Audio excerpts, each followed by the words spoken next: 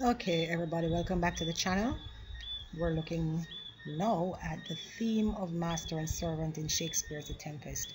I hope you had a lovely 2018, and as you move forward into 2019 and closer to the CXC preparations, I hope you will read widely and ensure that you have your information locked so that you are prepared for your CXCs.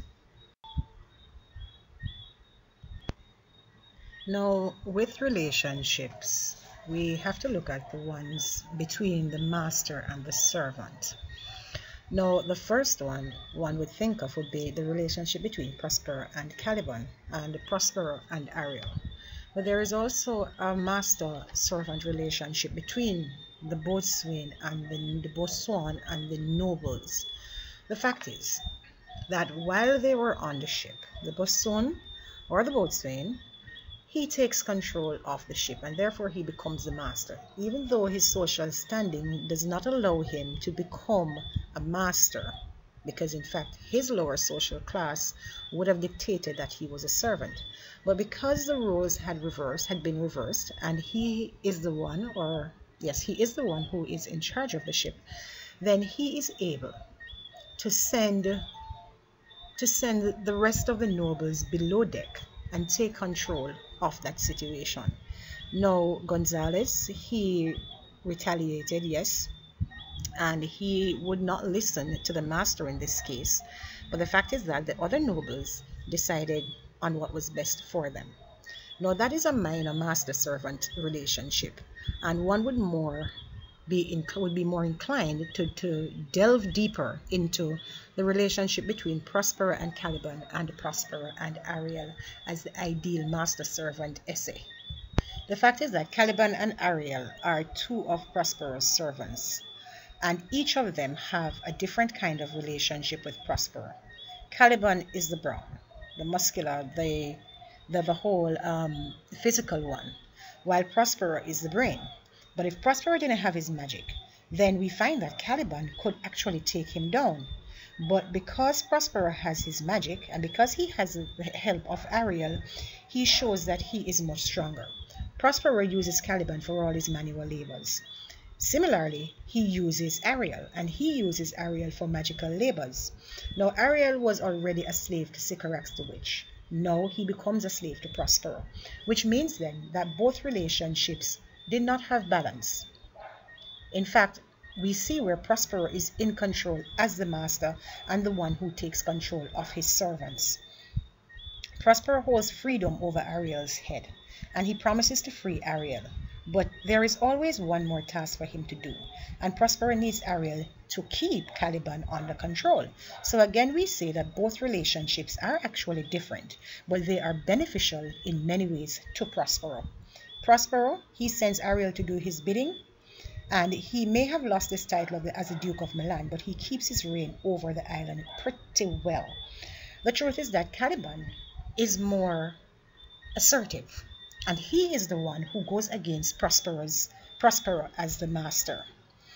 In this case, Shakespeare shows that with the master-servant relationship there is an abuse of power. An example here is the attitude of Prospero towards Caliban. Prospero has no compassion for Caliban. He treats him as less than human, and he also abuses his power over Ariel because he keeps promising him that he would free him after one more task. The truth is that we realize that Prospero takes his role as the master to a different level. He is in control, and therefore everything and everyone he comes up against must do his bidding. Though masters and servants remain as the main idea in The Tempest, one has to keep in mind the differences between slavery and servitude. Caliban and Ariel are more slaves than servants, and therefore they do not want to do Prospero's work. But when Prospero puts Ferdinand to work, Ferdinand doesn't mind, and this is a different kind of relationship that we're seeing, because Prospero here is also the master over Ferdinand on the island when there is the shipwreck. Of course, Ferdinand is the son of the king, and therefore Prospero should not have been in control. But Prospero abuses his power, and he treats everybody as though they are slave. Gonzalo is a willing servant, but still he is treated as a slave. Caliban now is the one who lashes out against his master Prospero. And this is interesting because Prospero tries to teach Caliban the language, and it is the same language that Caliban uses to lash out against Prospero on the island. He defies what Prospero stands for. He is not obedient, he quarrels a lot, and therefore one could see that as the servant, he is disobedient to his master. Now, at the time that the play was set, the master-servant relationship was one where servants should obey their masters. But in this case, Shakespeare takes a twist on what would have been expected in a society at the time. And he now shows that Caliban, and this could have been attributed to the fact that they were no longer in Europe, but they were now on an island where things were different. Times had changed, colonialism had taken its turn, and therefore the colonial powers could not truly control what was not theirs.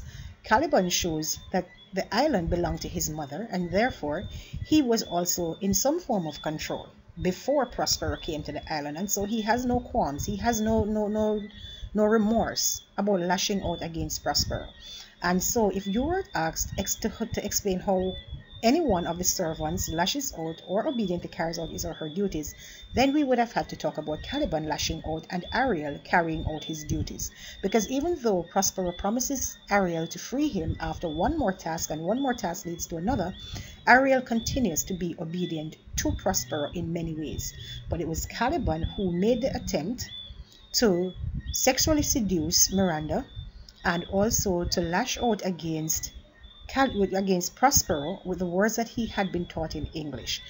He complained about whatever he had to do, and therefore we realize that Caliban is the one who is not obedient to his master, but Ariel is also obedient, is more obedient than Caliban is. Thanks for stopping by. I would also suggest that you continue to find additional material to read on this topic, because this is just a brief overview of the master-servant relationship between Prospero and Caliban, Prospero and Ariel, and just a glimpse into the relationship, the whole relationship between master and servant as we look at the Boatswain and the nobles. Thanks for stopping by. Subscribe for more. Leave a comment, let me know what you think. If there is any topic that you would want me to get into based on the Shakespeare or any of the set text for CSEC, please let me know.